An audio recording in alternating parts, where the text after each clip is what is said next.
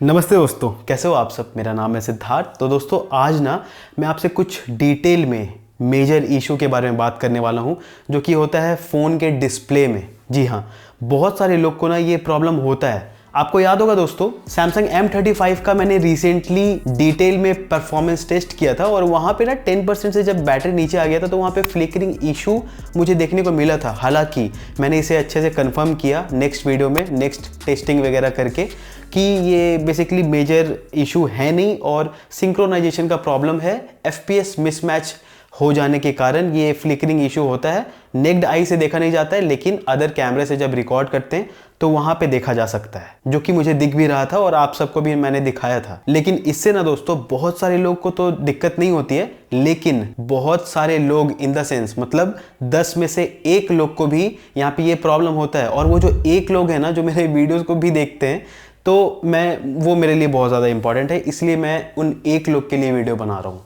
सबसे पहला बात, यहाँ पे जितने भी क्वेश्चंस मैंने डिवाइड किए हैं वो सारे क्वेश्चंस का आंसर एकदम आपको सटीक मिलने वाला है और आई होप कि इस वीडियो से आपको काफ़ी ज़्यादा हेल्प मिले। और यहाँ पर जल्दी से वीडियो को स्टार्ट करते हैं। और दोस्तों जितना भी मैंने पॉइंट्स बनाया है ना, वो मैंने टाइम स्टैम्प्स ऐड कर दिए हैं डिस्क्रिप्शन बॉक्स में, तो आप वहाँ पे डायरेक्टली जंप कर सकते हैं। तो सबसे पहले हम लोग ये समझते हैं कि PWM डिमिंग होता क्या है। तो यहाँ पे ना इसका फुल फॉर्म होता है पल्स विड्थ मॉड्यूलेशन, और ये एक टेक्निक है जो फ़ोन के डिस्प्ले ब्राइटनेस को कंट्रोल करने के लिए ना यूज़ होती है। इसमें ना बेसिकली स्क्रीन के जो पिक्सल्स है ना, उसको बहुत स्पीड, बहुत ही ज़्यादा तेज़ी से ऑन ऑफ किया जाता है एक स्पेसिफिक फ्रीक्वेंसी में, और जिसके वजह से ना हमें अलग अलग ब्राइटनेस लेवल्स का इल्यूजन मिलता है। और ये दोस्तों इतना फास्ट होता है ना कि हमें फ्लिकर या फिर कुछ हिलता हुआ कुछ भी नहीं दिखता है। तो इसका मतलब ये है दोस्तों, स्क्रीन का जो लाइट है ना उसको ऑन ऑफ करके एडजस्ट किया जाता है, और यहाँ पे जितना ज्यादा स्क्रीन जो है ना वो ऑन रहेगा उतना ज्यादा यहाँ पे ब्राइटनेस ज्यादा होता है, और जितना कम टाइम ऑन होता है ना स्क्रीन उतना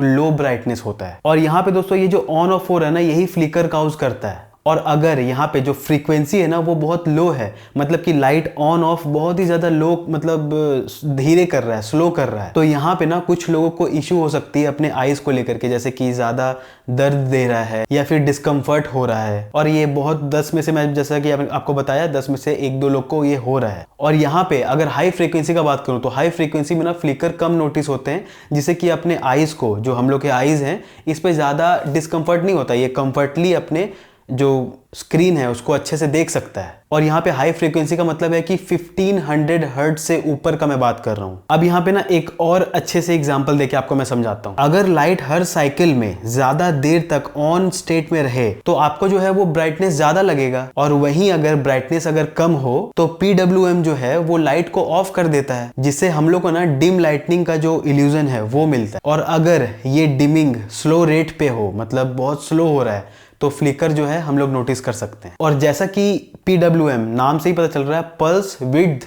मॉड्यूलेशन, तो ये जो पल्स है ना, इसका ही मतलब होता है कि जल्दी जल्दी ऑन ऑफ हो रहा है उसका जो लाइट है, स्क्रीन का जो लाइट है। और विड्थ का बात करूं तो यहाँ पे पर सेकेंड, मतलब पर साइकिल आप बोल सकते हैं, यहाँ पे कितने देर तक जो लाइट है वो ऑन रहता है। फॉर एग्जाम्पल, अगर PWM का फ्रीक्वेंसी जो है ना वो 200 हर्ट्ज है, इसका मतलब हर सेकेंड में 200 ऑन ऑफ, मतलब 200 बार ऑन ऑफ साइकिल्स हो रहे हैं। अब यहाँ पे ना एक और एग्जांपल मैं आपको देना चाहूंगा, एक लास्ट एग्जांपल देता हूँ। देखिए, अगर कोई भी आप रूम में है, वहाँ पे जो बल्ब का स्विच है उसको आप तेजी से ऑन ऑफ कर रहे हैं ना, तो जितना देर तक अगर बल्ब ऑफ रहेगा तो वहाँ पे तो पूरा डिम लगेगा, और जितना देर तक बल्ब का स्विच जो है वो ऑन रहेगा तो पूरा ब्राइटनेस लगेगा।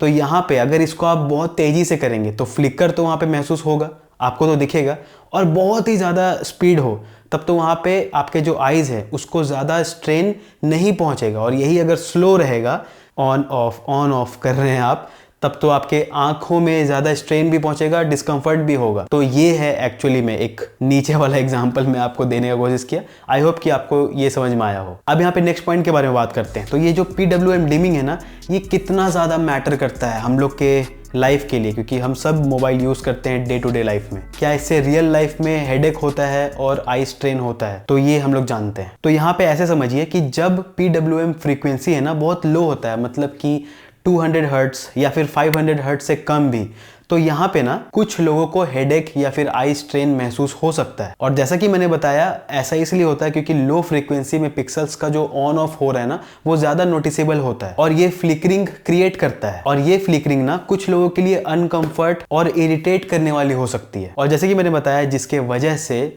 आंखों में ज़्यादा स्ट्रेन और डिस्कम्फर्ट होने लगता है, सर भी काफ़ी ज़्यादा पेन करने लगता है। और दोस्तों, आपको याद होगा जब मैं फुल डे वीडियो बना रहा था तो वहाँ पे भी मुझे काफ़ी ज़्यादा हेडेक हो रहा था, काफ़ी ज़्यादा पेन हो रहा था, क्योंकि जब मैं वो शूट कर रहा था ना, जब फ्लिकरिंग का प्रॉब्लम आ रहा था, उस समय ना मेरा सर जो है वो काफ़ी ज़्यादा पेन कर रहा था। तो ये बात है, यहाँ पे काफ़ी ज़्यादा मेजर इशू है ये। और नेक्स्ट यहाँ पे एक और बात मैं आपको ऐड करना चाहूँगा, यहाँ पे ना डीसी डिमिंग जो है टेक्नोलॉजी, ये इंट्रोड्यूस किया जा रहा है बहुत सारे फोन्स में। यहाँ पे ये जो डीसी डिमिंग है ना, ये एक ऐसा टेक्निक है जो कि लाइट्स ऑन ऑफ तो हो रहे थे पीडब्ल्यूएम में, लेकिन यहाँ पे ना लाइट्स एक ही बार में पूरा कंट्रोल होता है। यहाँ पे ऑन ऑफ का जो साइकिल है ना, ये नहीं होता है, जिसकी वजह से फ्लिकरिंग वगैरह भी नहीं होगा। मतलब कि इसके जो डिस्प्ले का जो लाइट्स है ना, वो डायरेक्टली कंट्रोल करते हैं instead of quickly turning on off, जो जैसा कि होता है पीडब्ल्यूएम में। और इसका एक मेजर बेनिफिट है, अगर जो ब्राइटनेस है वो लो रहेगा तो यहाँ पे स्क्रीन का जो फ्लिकरिंग है ना, वो होता ही नहीं है, और जिससे हमारे आंखों को ज्यादा कंफर्टेबल फील होता है। और ये टेक्निक उन लोगों के लिए काफी ज्यादा यूजफुल है जिनको फ्लिकरिंग से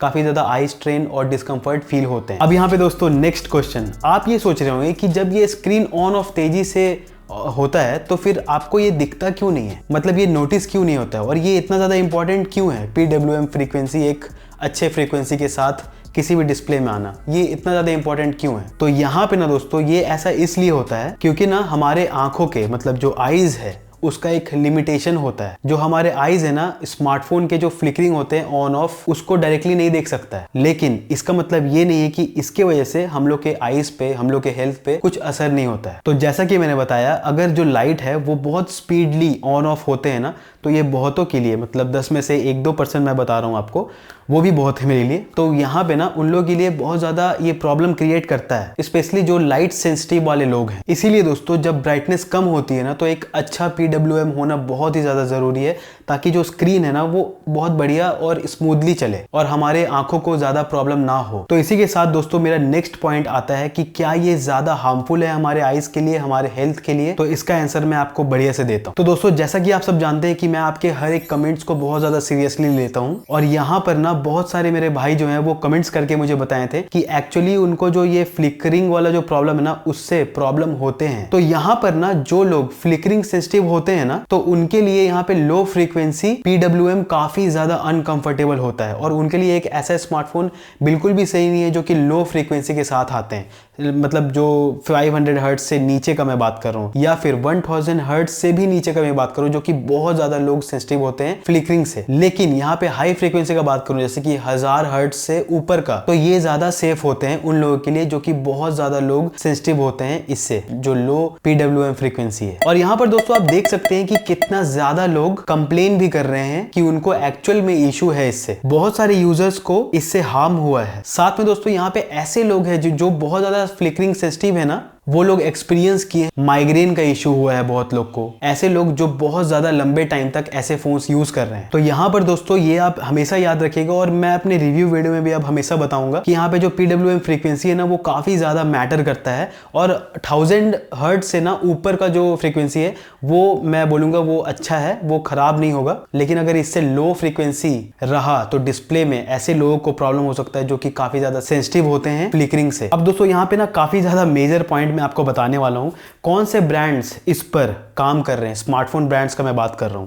बहुत सारे ऐसे ब्रांड्स हैं दोस्तों जो इस पर ध्यान ही नहीं देते हैं। जैसे दोस्तों, बहुत सारे ब्रांड जो है वो हाई फ्रीक्वेंसी के साथ लाते हैं अपने जो डिस्प्ले है, जैसा कि 700 से ऊपर या फिर 1000 से भी ऊपर। और साथ में दोस्तों, कुछ ऐसा फीचर जो कि फ्लिकर जो है वो रिडक्शन में काम आते हैं, वो सब यूज कर रहे हैं। लेकिन यहाँ पर बड़े बड़े ब्रांड्स जैसे कि एप्पल हो गया, सैमसंग हो गया, अपने हाई एंड फोन्स में भी ना 500 हर्ट्ज से नीचे का फ्रीक्वेंसी दे रहे हैं, जो कि काफी ज्यादा खराब बात है। वो लोग अपने उन कस्टमर्स को नहीं समझ रहे हैं जो कि बहुत कम लोग होते हैं, वो लोग मास कस्टमर्स को ज्यादा फॉलो कर रहे हैं, टारगेट कर रहे हैं उन्हीं को, और जो छोटे नंबर्स पे कस्टमर्स को हार्म हो रहा है, उनके हेल्थ को हार्म हो रहा है, उनको ये लोग नहीं देख रहे हैं। और आप यहाँ पे देख सकते हैं दोस्तों, DxOMark के टेस्टिंग के दौरान एप्पल आईफोन 16 प्रो मैक्स का जो फ्रीक्वेंसी है वो 240 हर्ट्ज है, काफी ज्यादा खराब है। नेक्स्ट यहाँ पे सैमसंग S24 अल्ट्रा जो कि इसी साल नया फ्लैगशिप फोन लॉन्च हुए थे, इसका भी आप देख सकते हैं 480 हर्ट्ज है DxO मार्केट टेस्टिंग पे। साथ में नेक्स्ट यहाँ पे फ्लैगशिप फोन जो है गूगल पिक्सल 9 XL, ये भी 240 हर्ट्ज फ्रीक्वेंसी के साथ आते हैं। तो दोस्तों आप यहाँ पे ये समझ सकते हैं कि ये लोग मास ऑडियंस को टारगेट कर रहे हैं, और जो वो छोटे नंबर्स वाले ऑडियंस है जो वो भी पैसा सेम पे कर रहे हैं,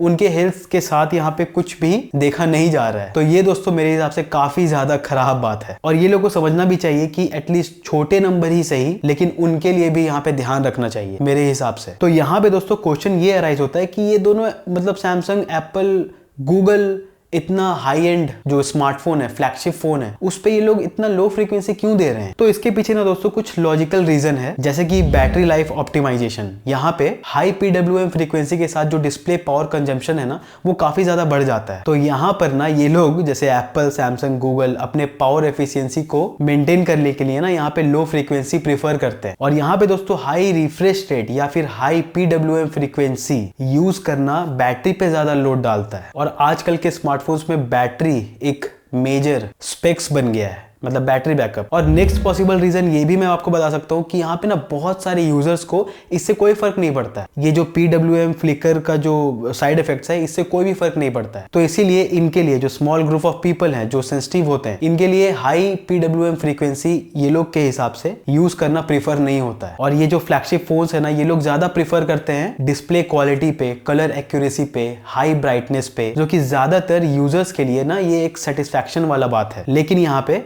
अवेयरनेस जो है ना, जैसे कि मैं अभी वीडियो बना रहा हूँ और भी लोग वीडियो बनाएंगे, तो यहाँ पर अवेयरनेस जो है ये इंक्रीज होगा, तो डेफिनेटली ये लोग इस पे भी काम करेंगे। तो दोस्तों ये था मेरा आज का PWM फ्रीक्वेंसी पे एक डिटेल्ड वीडियो। अगर आपको कुछ भी कंफ्यूजन होगा तो प्लीज कमेंट कीजिएगा, मैं आपका वहां पे कमेंट्स में रिप्लाई करके आपका कंफ्यूजन दूर कर दूंगा। और अब मैं आपसे मिलता हूं अगले वीडियो में। उससे पहले दोस्तों जितने भी मेरे रिव्यूज वीडियो है ना, यहाँ पर मैं हमेशा आपको PWM फ्रीक्वेंसीज बता दिया करूंगा, ताकि बहुत सारे लोग को उससे भी हेल्प हो। तो यहाँ पर अब मैं आपसे मिलता हूँ अगले वीडियो में। बहुत बहुत धन्यवाद आपका इस वीडियो को देखने के लिए।